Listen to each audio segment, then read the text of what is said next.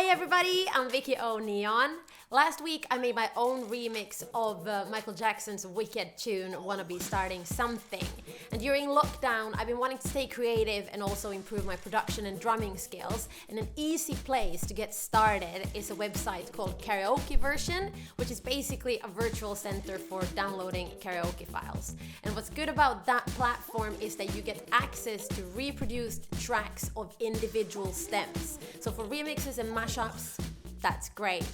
And Ableton is a great platform to work with these stems where you can easily time stretch and create your own loop-based arrangements. So in this video, I'm gonna share with you how I made this remix, and hopefully that will help you with some tips and tricks on making your own remixes. So let's get into it. So first I've gone on to karaokeversion.co.uk, and then I've selected the custom backing tracks. I found a tune, Wanna Be Starting Something, and here you can see all the individual stems that you get access to. Let's have a little listen to these. You're stuck in the middle, and the pain is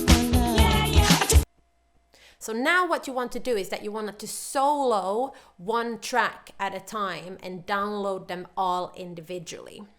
After I had all the tracks downloaded, I imported them all into Ableton, and then I color coded them so it's easy to keep track of what's what. This next step that I'm doing is super important, especially when you're working with remixes and mashups. So you can click on any of the files that you've imported, and down here you will see this little button called warp. You want to click that button so it turns yellow, and that basically means that you will be able to start time stretching your tracks. But to do this, you need to know what the original tempo of the track that you imported was, and Karaoke Version told us that it was 119 and 75. So I've done the same thing with all of these tracks here. I've warped them and then I've put in the original tempo. We also need to make sure that we're actually lining up with the bar lines inside of Ableton. So that's why I haven't started at the very beginning here, because the first downbeat is actually here. So let's have a listen to this. 1, 2, 3, 4. 1, 2, 3. And now I can take this tempo down. And because I've warped all the tracks, they will all move with me. I'll go faster. One thing to just pay attention to is that if you go really far away from the original tempo, it will definitely start to affect the audio quality of the tracks that you're working with. And after all the warping is done, I go in and I start to solo each track individually to really get to know all the individual stems. And this is a great way to get to know the music that you're working with.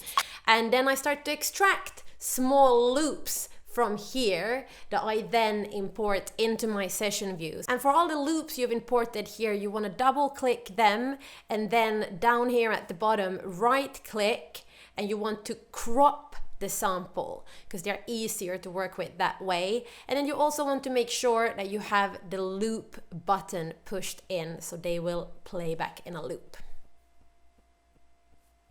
I found some nice little vocal shouts throughout the vocal performance, and I just went and dug them out, and then I wanted to create one space where I could have all of them, and a drum rack is perfect for that. So I took an empty drum rack and then I just dragged in all of the different vocal shouts that I found in the vocal performance. So let's see what we have here.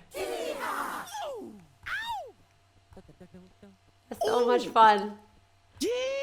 Cool, so once I've been playing around with combining different loops and I find a set of loops that I like together, then I create a new scene down here, and I repeat this process a few times, so I then have a bunch of ideas lined up after each other.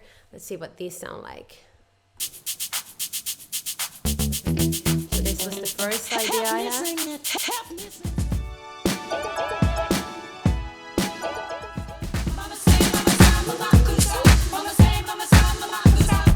So once I have a few different scenes, different ideas ready, I'm then pressing the big red record button up here, and I'm recording those ideas over to my arrangement view. So I've started this song with a little percussion loop that sounds like this.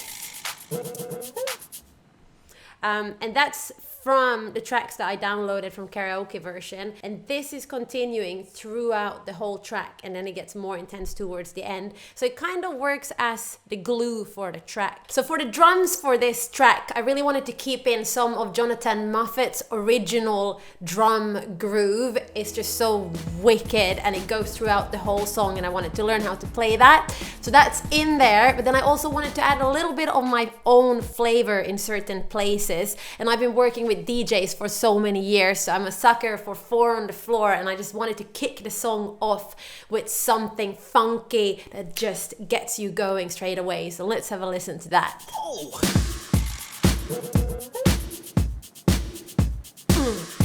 Yeah. And I'm a huge fan of both Addictive Drums and XO by XO and Audio. And for this composition, I used mainly XO and the XO universe. So let's just have a quick look inside of XO. Here's the drum universe with all of the amazing sounds that you can scout around.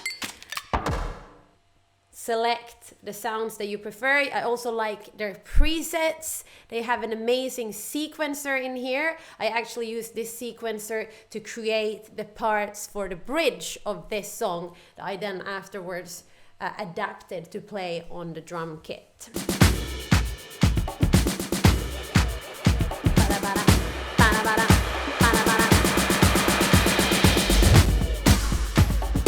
And in the end, I combined my 4 on the floor groove with the Jonathan Moffat groove, so it's all just... I just went and had a little scout inside of here, and I chose the Retroplex kit. That's just them soloed. And then with the track, just with those stabs, it just adds some texture. When it came to actually making the video for this song, I ended up re-recording all the drum parts using my Roland V-Drums, and I have to say, I'm a huge fan. I've been using acoustic drums for so many years, and I only recently switched to the V-Drums, and there's so many advantages, especially when it comes to recording. It's just super easy. It's a stereo out and a MIDI cable, and you're ready to go. So I love the bass line for this track, and I really wanted to play that on my Alesis guitar. So I used Ableton's built-in analog saw bass, and then I played in the same bass line essentially. And for some parts of the song, I wanted to change up the chords, so I changed the bass notes, and then I also wanted some oomph in some parts of the song, and for that, I used Ableton's built-in harmonic bass. Let's see what that sounds like.